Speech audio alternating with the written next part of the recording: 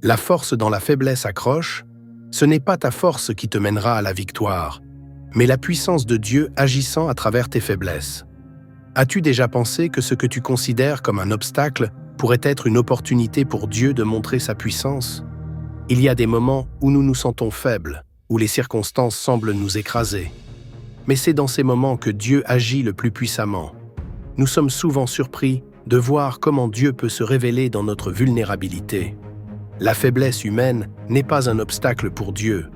Au contraire, c'est souvent une opportunité pour lui de se manifester.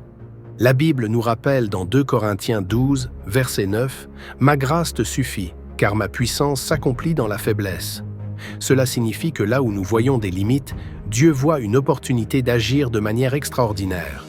C'est souvent quand nous atteignons la fin de nos propres forces que nous commençons à expérimenter la pleine mesure de la grâce de Dieu.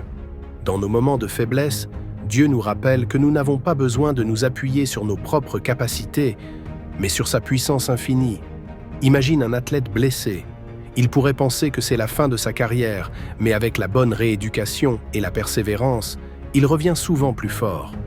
De la même manière, Dieu utilise nos blessures spirituelles pour nous restaurer et nous rendre plus forts qu'avant. Nos faiblesses deviennent des témoignages de la fidélité de Dieu lorsqu'il nous relève. La clé est d'accepter notre dépendance envers lui. Quand nous arrêtons de nous battre avec nos propres forces et que nous nous remettons entièrement à Dieu, sa puissance devient évidente dans nos vies. Il transforme ce que nous voyons comme des faiblesses en des instruments de victoire.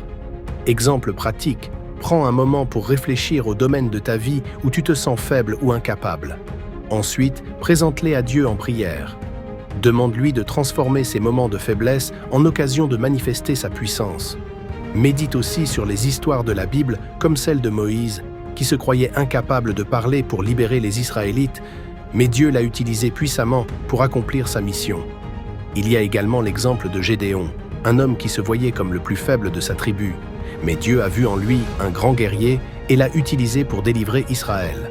Cela montre que ce que nous considérons comme des limites personnelles sont souvent les opportunités parfaites pour Dieu d'agir puissamment. Conclusion, dans ta prière aujourd'hui, remets à Dieu tes faiblesses et demande-lui de t'aider à ne pas compter sur tes propres forces, mais sur sa puissance. Dieu utilise les moments où nous sommes à bout de force pour nous montrer qu'il est tout-puissant. Alors, ne crains pas tes faiblesses. Laisse Dieu les transformer en force. Si tu crois en la puissance de Dieu qui agit dans ta faiblesse, dis Amen dans les commentaires et partage ce message avec quelqu'un qui en a besoin aujourd'hui. Que Dieu te fortifie et te conduise dans sa victoire.